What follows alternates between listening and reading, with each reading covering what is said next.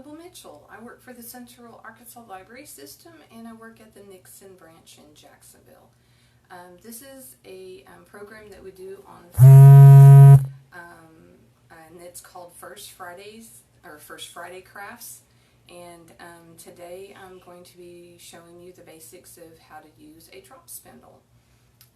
If you have never seen one before or didn't even know what it was, I've got one right here. This is one that I made. You can buy these, but you can also make them. It's something that you can use to spin your own yarn instead of purchasing like a spinning wheel. And I've got a spinning wheel here too to show you. But if you were interested in learning how to spin, but you didn't want to invest in a spinning wheel right away, you just want to see if it was something you were interested in, a drop spindle is a great way to kind of get into it, to see if that's a craft that you would be interested in getting into. Because usually one of the drop spindles, if you made one, it's fairly inexpensive. It's basically a wooden wheel and a dowel, a wooden dowel, and a little hook, one that you would screw onto the top of it, and then some yarn. This is cotton yarn, but and that's basically all there is to one of these, besides a little bit of glue to put that in there to keep it in place. You can find drop spindles mostly online. There's not a lot of stores that you can find them in unless you have a yarn shop near you, a specialty yarn shop. There's one in Little Rock that's called Yarn Candy, and I believe she may carry a few of these. I'm not for sure. I know she has raw fiber for sale that you can use to spin with, but she may have some of these, I don't know. But you can find these online, or you can make one. And if you really want to be inexpensive on making a drop spindle on your own, you can always make it out of some old CDs. You glue two or DVDs. These are broken. I wouldn't recommend doing something that's broken, but my coworker still had hers that we had made, and rather than get new DVDs, I just used hers that's broken. But with the CD version that you make, it's the same thing. You get a wooden dowel and a hook to screw on top, but then, oops, I'm running into something. There's also a rubber grommet that you would buy to hold the CDs in place. This would normally stay in place really well, except for they're broken right now. And then some yarn for the lead. So you can make a fairly inexpensive version of it too, if you and do some recycling of old stuff if you want to. So that's an option also. But this one I actually well, this is not mine, but it looks just like the one I purchased. I went online and found a nice little set that someone was selling on Etsy, where you got your drop spindle and some fiber, and it was like a starter kit. And this is what she sold. It's essentially the same thing, a little wheel, wooden wheel and dowel with a hook on it, and they work really well. I like the larger ones. You can also make them with the smaller wooden wheels and dowels, but the larger one I think I've found a little bit easier to learn on, and other people, whenever I've been teaching it to them, they've had better luck with the larger one too. So anyway, let me go over some of the basics of, I'm going to make sure I'm not going to skip anything. I like to look at my notes to make sure. There's different types of drop spindles too. This is not the only style. Some of them have the hook at the other end, and so you spin it this way instead of this way. So there are many different versions of it. I just found that this particular design, if you're brand new to wanting to learn how to spin, this is the one that I've noticed that more people have had a little bit easier time learning with than the other ones. And I recommend that we've got several books in the library system that you can check out that are on drop spindles, and there's some great ones that show you all the different designs. There's many different types of drop spindles out there, and there's some really cool ones that you can buy online too. I saw some that have almost like a rock as the middle part that's real colorful, that's real pretty, instead of it being wooden. As long as you've got this disc area right here for where the wooden part fits onto. Alright, so right now what I was going to show you to spin with is this is some fiber that I dyed with some Kool-Aid, and so it got a little felted, and I had to actually use my carders to card it out so it wouldn't be so felted, because you can't really work with wool that's actually kind of felted. So I got that worked out so I could spin with it, and I'll show you what it looked like beforehand. And this is some more raw fiber that's wool that I dyed with some Kool-Aid dye. So you can, that's another fun thing to do too, if you ever want to do that. But like I said, it tends to get felted when you dye it, so you probably, in order to make it easier to work with, it would need to be carded like this, because you can see how much thinner this looks once it's been carded, and it doesn't stick together as much as this does. So it's easier to work with. And if you've never seen yarn spun before, this is an example of some that I spun on my spinning wheel, and I used, this is like two different ones that I spun and then I applied them together. That's why it's two-toned, it has two different colors. You can see that a little bit better.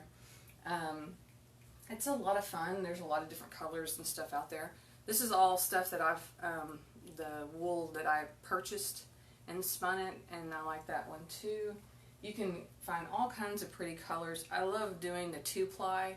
You can also do more than 2-ply, and this one's a art yarn. That's, when I was spinning it, I spun these little bumps into it. Those are called honeycombs, and that's kind of another fun. There's different ways to spin it. You don't have to just spin it plain if you want, and you don't have to ply it. You can also spin just one strand of it and use that to knit or crochet or however, whatever you'd want to use it for, or you could weave it into something also.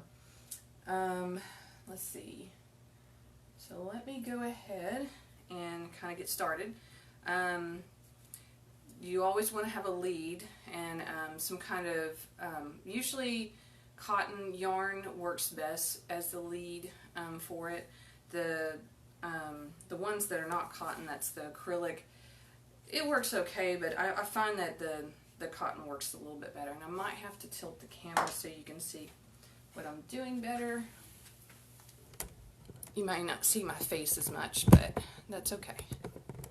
I want you to see what I'm actually doing. I keep running into my spinning wheel. I don't have a lot of room in here. Alright, so I'm going to set this here, and you've got your fiber, and you want to pull, like this one is carded, so I'm going to work with this differently than I would than if, let's see, let me show you an example. This is some more fiber that was purchased, and then there's different types that you can buy, and then this kind you would actually pull strips of it apart to spin it. So, and depending on how thin or thick you want to spin it, on how much you would want to actually pull it apart. I do some really thin ones, so sometimes you can pull it apart that thin if you want to. And that's probably a good idea whenever you're starting out. This one's been carded, so I'm not going to, it's still kind of fuzzy and a little more felted, so it's a little bit different the way it's going to look, and it's not going to be as smooth looking because it hasn't been worked with as much since it was carded. Alright, so you want to make sure that this stays away from your drop spindle. You do not want it to fall down while you're spinning, because it'll get caught up in what you're doing. So you want to keep this away from that. I'm just going to stick it in my lap for right now. Some people will wrap the fiber around their wrist. Alright, so this is, well actually I should show you how this works without the fiber on there. Whenever you're learning, it's always a good idea to see how it spins. you will take your lead and you're going to come from the back side of where your hook is at and hook it around like this. And when you're spinning, you can spin it clockwise or counterclockwise. Just remember to know which direction you're going to be spinning it, and always spin it in that direction, because if you change direction, you're going to unspin your yarn. So I like to push mine away like this direction, and that is counterclockwise. When I'm rolling it on my leg this direction, I'll unspin it there. And if you pull it towards you, of course, that's clockwise. So play with that a little bit first before you start spinning your fiber to see how it spins. Once you kind of got an idea of how that works, then you're going to take a small piece and put it through the loop of your lead and fold it over like so. And then you're going to hold on to the fiber when you spin it, but you want to keep it pinched, because if wherever you have it pinched at, the spin will not go into that area. But everything this direction of where you have it pinched is going to get, you're going to put a twist on it. So I'm going to turn it that direction, roll it that way. It only has, I only wanted to spin it just a little bit to get it kind of started. And so I'm going to, and when you pull your fiber apart, it's called drafting. And you could draft it beforehand, or you can draft it as you're spinning. I'm going to throw this over my hand now. Alright, and then I'm going to spin it this way, and you can kind of draft it while it's spinning. And go really, really slow. And then to stop it from spinning, you can actually use your legs a little bit to do that too. Just be sure that you keep it pinched when you're drafting it, so your twist does not go into the fiber that you don't want it to go into yet. See, it's twisting the fiber where it's holding all together now. And when you try to pull that, you can't break it. It sticks together really well. So I'm going to spin it really slow again, and I'm letting fiber go. And whenever I'm letting it go, and I'm like past my pinched fingers, whatever is twisted there, it's twisting into that other fiber. So this is getting longer and longer for me. And just go really, really slow in the beginning to get a hang of how it feels. And I'm spinning mine super thin. That's just the way I spin. You may end up with bigger, or it may be a lot bigger than that. And now once you get a little bit spun, then you're going to draw it up on your drop spindle and twist it until you get it a little bit shorter where you can spin a little bit more. So I'm going to draft mine some more again to keep it kind of thin. And I'll show you what it'll look like if you don't do it as thin as me. I'm just doing a really slow twist or spin. And you want it nice and tight, but you don't want it over twisted. Whoops. That's a nice little tight one. If you overspin it, let's see, oops. And you can always, that happens a lot too. I think that's why they call it a drop spindle, because you end up dropping it a lot. Let me over twist it. Okay, I don't know if you can see, oops, how it's, it bunches up and over twists. Let's see if I can really, really over twist it. Where it starts, you start getting little, okay, the camera is hard to tell. But see how it kind of bunches up together like that? You don't want it to get all bumpy. This is way over twisted. Let's see. And if you over twist it, just kind of let it come back out on its own, because you don't want it to get so twisted that there's bumps in it. You want it to be flat. Okay, so now you can still tell it's twisted, but there's not little bumps in it. So that's the way you want it to look. And that's the basics of how to spin. You have to practice this quite a bit. And see how I keep getting it on the back side of my hook. I'm always putting it on the back side. Some of these drop spindles will have a little indentation where you can sit the fiber that you've spun, and it stays in place a little bit better for you. And you could always get something to do that yourself. I noticed this, like you could get an X-Acto knife, and you could kind of carve a little bit of an indentation in there if it doesn't have one, if that makes it easier for you. And this is just some of the basics of it. Now, if your fiber breaks, like this one just broke, you can connect it. So I'm going to go ahead and spin some of this until I get kind of close to the end, and that way I'm going to wind it on here and hook it again. It's really easy to attach it again. Let's see here, get it off my arm. You can just pull some more, and you overlap the fibers together like so, and you keep them pinched with your finger. I'm going to try to keep that away. And you just do a little bit more spinning, and it will attach itself together with the spin that you put on it. So see, now it's reattached. So that's another way of, like, if you do break it, or say that you need to set it down for a little while, and you don't want to leave it attached to this big long piece of fiber, you can always pull it loose and then wrap it around the base of it like so, and it will stay for you. It won't come apart. So that way you can come back and work on it some more later. So there's that part. I also spun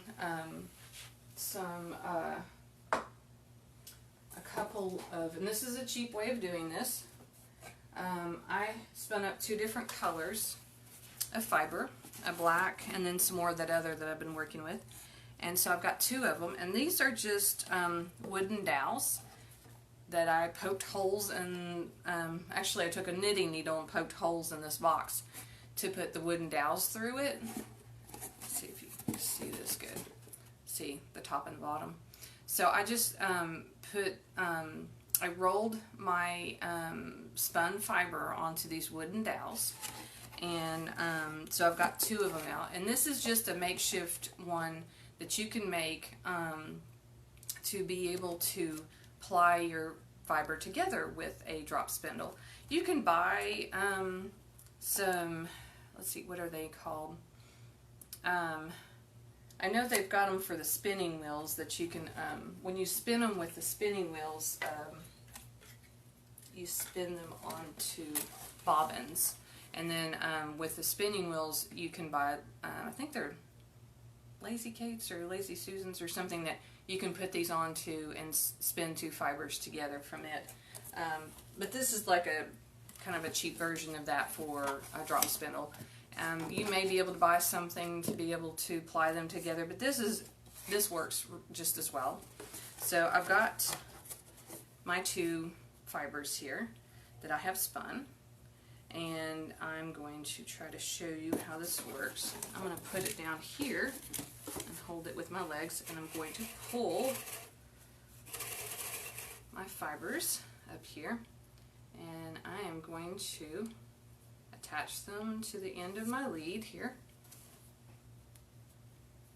And this may not work real well having this in the floor, but I'm going to spin until I get those 2. Oh, I'm spinning the wrong direction, and that's another thing I got to remember. Let's see. I went this way, so I need to go. You want to go the, whenever you're plying them together, so whenever I was spinning them, I went counterclockwise. To spin those 2 together, I have to go clockwise, or yes, you go the opposite direction to ply them together. Otherwise, you end up unspinning what you've spun. And I'm trying to make sure that it would probably be better for me if I had these on a table, but I'm trying to keep this in front of y'all so you can see it.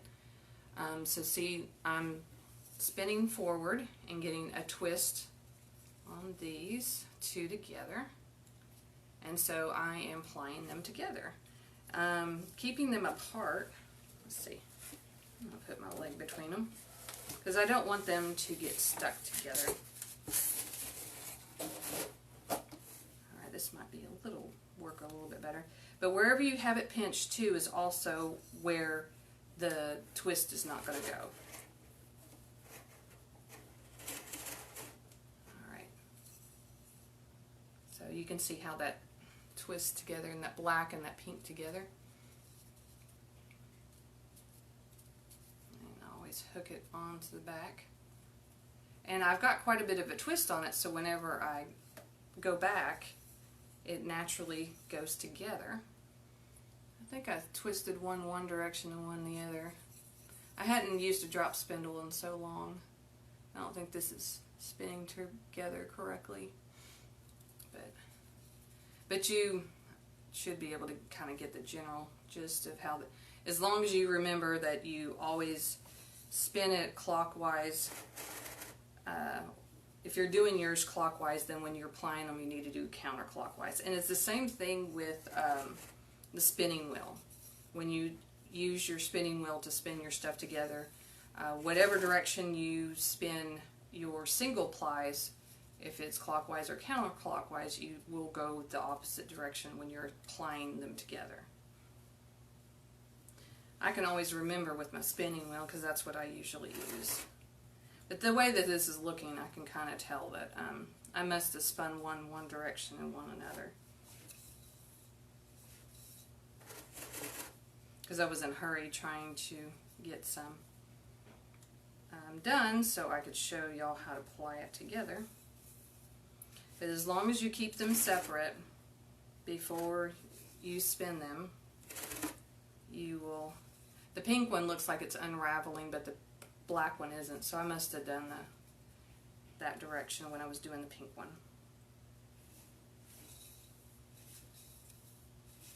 Because if you can see, it looks fuzzier, let's see, and not as tight as the black. So, and once you do that, it's kind of, I mean, it is kind of neat looking. I mean, I guess if you wanted your yarn to look that way, it just might not hold together as well, since you're untwisting your fiber. Let's see, I'm not going to do the whole thing because it looks like I spun quite a bit on there. So this one will be a little bit harder to stop in the middle of.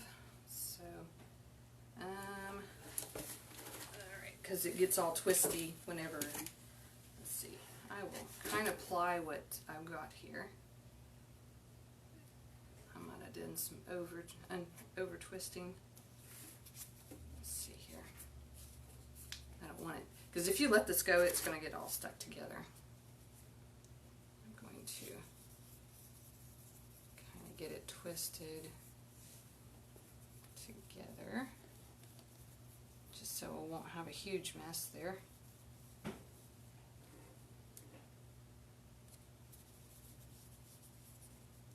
Actually, just let it kind of twist naturally together, and then I'm going to just wrap it around this. Yeah, I'm just going to wrap it around here and set it in the box. That way it won't get totally twisted. Okay, so that's how you would ply your yarn together. Once you did that step, I guess I will show, actually,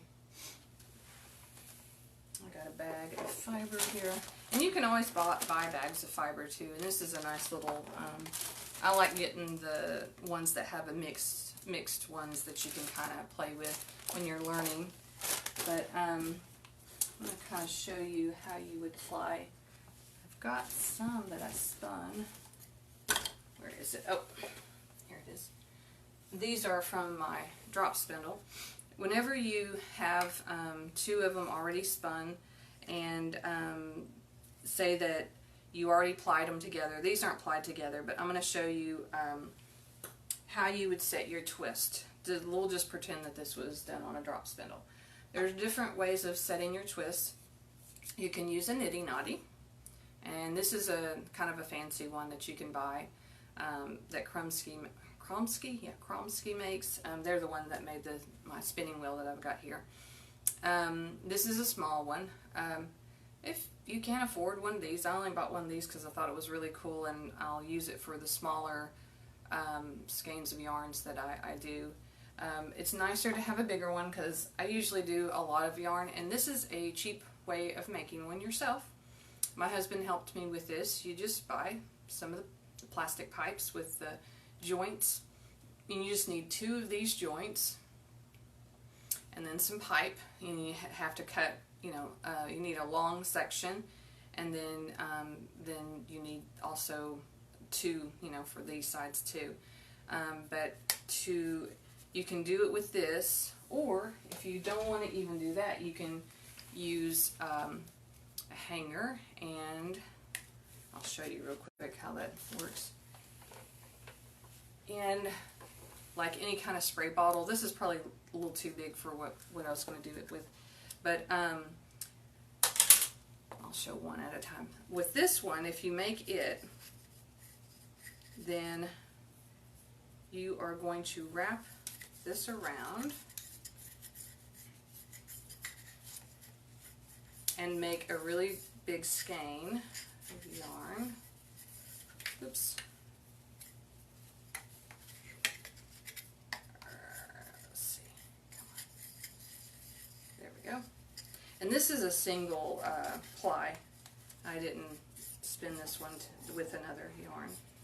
But you could put it in, that's how I made these right here. You would continue to go up and around until you run out of your fiber. Once you ran out of fiber, then you would take some yarn that you have that's a totally different color from what you're working with here, something that will stand out, and you would tie a piece together here on this side for these 2, and then you would tie another one on this side. And once you got those tied, and you may want to do a couple of spots to tie it, then you would slide it off the ends, that would be a way of doing it with a nitty knotty. With mine, a lot of times to set my twist, I'll leave it on the nitty knotty for, I don't know, a week or 2, and that usually since mine are 2-ply, that seems to set the twist pretty good. But you can also, once you have it tied off and you pull it off of here, you could also, mine's unspinning, I'm going to show you how to do it a cheaper way, but this is just some yarn that I spun for fun, just to, I'm not going to really use it for anything, but you would pull it off of there and you could take a hanger and hang one of the loops. Let's see, I'll unloop one of these so you can see, because this is just twisted together. This is a really big one. But to set the twist, you could hang it on your hanger like so, and then hang that bottle that you have on the end of it and let it hang like that, where it's taut like so. Let's see if I can back up. And hang it like that to set your twist. I'm trying to remember.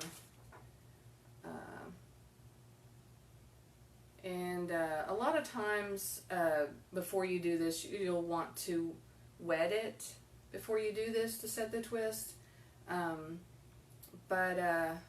You only soak it for a few minutes. It says in warm water. I don't know about that, because warm water can felt it. I'm not sure. I think cold water would be better, because that to me would felt your yarn, and you don't want to do that. And then you would squeeze out the excess moisture with a towel, and then you would hang your skein like this, and I would say until it dries completely, and then that would set your twist. But if you don't have a nitty knotty, or you don't make one of these to be able to do this, you know, to have it like this to set your twist, you can always just take the back of a chair and take your yarn and wrap it around the back of your chair over and over until you run out of fiber.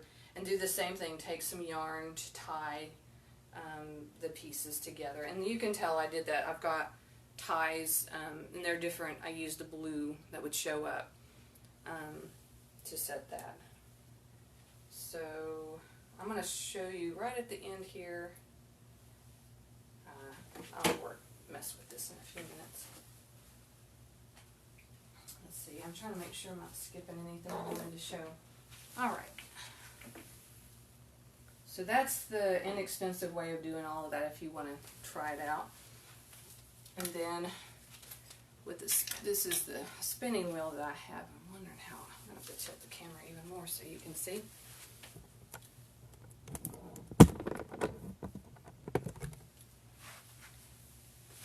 And I may have to back up some more. But this is my spinning wheel, and it comes with, if I have spun two different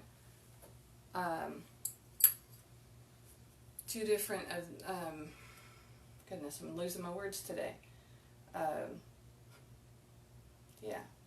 If you have two of these and you want to spin them together, with this spinning wheel, and not all of them come with this, but this particular spinning wheel comes with these little metal pieces that you can put at the bottom, and you can just put each one of them onto either end, and you take your two strands and then you connect it up here and spin them together. So I really like this wheel because it has that. But that only does up to two of them at a time if you want to ply two of them together. And then I'll kind of show you with this one. I've got some yarn already, or not yarn, but fiber on it already. I'm trying to see if I can get this in camera a little bit more. So you can see I've already spun some, and it's basically the same thing as the drop spindle. I've got the white here is a lead that I had attached, so I have to, with it, you loop it through these to the very end, and this is where you actually hold on to your fiber and spin it, and then it wraps it around this for you that way you don't have to stop. And this has got a little overspun here, but so that's basically how these work. And I guess I could show you real quick, just a demonstration. And I don't have so little room in here. And you want to sit comfortably. And not all spinning wheels have two pedals. I just purchased one that does. Sometimes they just have one. It just depends on what you get and what you feel more comfortable with. And also, I recommend if you do decide you want to get a spinning wheel, try to do it where you could try it out first. At least try out spinning to see if you like it. I was fortunate enough to find a class that I was able to take on spinning, and that's how I found out that I really did like spinning. And with this one's the same way. I do counter or clockwise when I'm spinning, and you are also feeding your fiber into it and drafting it at the same time as you do whenever you're spinning it with a drop spindle. The drop spindle is kind of nice in that it's portable, that you can take it with you. Like if you're going somewhere and you want to do some spinning, you can take it with you. And this is somewhat portable. Depends on what size spinning wheel you get. You can get some really small ones. And you don't want to go too fast with this either. You want to take it slow, because if you go too fast and then you lose control of what you're doing. But see, I'm drafting mine in the back here, and I'm keeping my fingers pinched at the front, so none of the twist goes past my pinched fingers. And then being able to draft it like this beforehand goes a lot smoother. Some people are really, really good with a drop spindle, and they're able to draft it quite fast by doing it with the drop spindle. I'm not that great with a drop spindle. I've only done a little bit with it. I did it enough to realize I enjoyed it, but it bothered my wrists too much, and I knew that I couldn't continue to spin with a drop spindle without having issues with my wrist. So that's when I went looking and saw that I was able to take this class and learn how to spin with a spinning wheel, and that's when I decided I wanted to invest some money in buying an actual spinning wheel. So, so it's the same concept, same thing. This is just a lot larger, of course, and a lot more money involved when you get a spinning wheel, because basic models of spinning wheels usually are, unless you get one that's made out of plastic, which I've seen those before, they can run a couple of $100, but the wooden ones typically start around $400, so that's not something that's usually in most people's budget. I saved up for a while before I got mine, but anyway, and you really want to make sure that that's something you want to do too. And as far as finding fiber to spin with, there's a few places that sell it in Arkansas that you can actually, I'm trying to adjust this better, but you can go to Yarn Candy in Little Rock. I'm trying to remember who else. I think that's the closest one. There used to be a place in Conway, but she has an online store only now. I think that's where I bought this mixed fiber from when she had her store. What was it? Twisted Pearl, and then pearl spelled like the knitting pearl, P-U-R-L. I don't know if she still sells stuff like that, but it's online. You can buy a lot of stuff online. And there's a few yarn stores in Arkansas. One in, I think, still in Russellville, probably Rogers, Arkansas. And there's one down south, Knit and two others, I think. Oh, there's a one near Hot Springs too.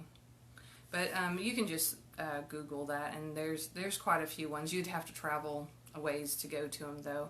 And not all of them carry fiber, so you would want to call them and see if that's something that they carried in their store.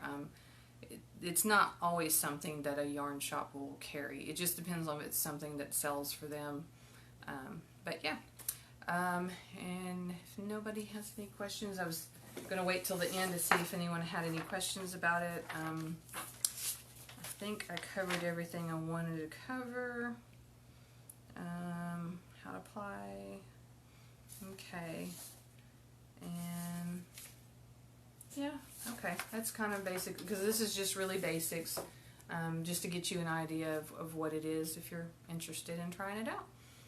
I'm not real sure what we're going to do next month for First Friday Crafts. It may be weaving. I'm not really sure if that's something we'll do for sure, and if we'll continue to do the First Friday Crafts program or not. It just kind of depends. Things keep changing at the library as far as how we're doing things, so as far as programs, and now we're open to the public every day, well, not every day, but Monday through Saturday from 9 to 6, where you can come in. We're not doing any in-person programs currently, but I'm not sure when that's going to change or if it's going to change. So the First Friday Craft, if we go, anytime we start going back to in-person programming, the First Friday Craft program will probably go away, more than likely, unless they decide they want me to do it still as a virtual program. I don't think we would do it as an in-person program, because it's during a time period we typically have children's programming going on, so during our regular hours.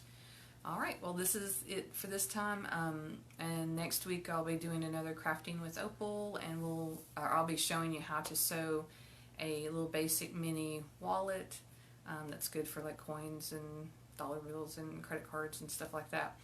So if you're interested in seeing how to do that, and if you're interested in signing up to get supplies for that program, just call up here to the library and tell them you want to sign up for the supplies. As long as you call here by the end of day on Tuesday of next week, then you'll be able to come up here and get supplies either the next day, Wednesday, or the day of the program that morning on Thursday. And we give out everything but the sewing machine, really. You get the fabric for it and any special pieces that are involved in that project. You just have to have a sewing machine and, you know, the basic stuff for that. Okay, well, that's it for this time. See y'all next time.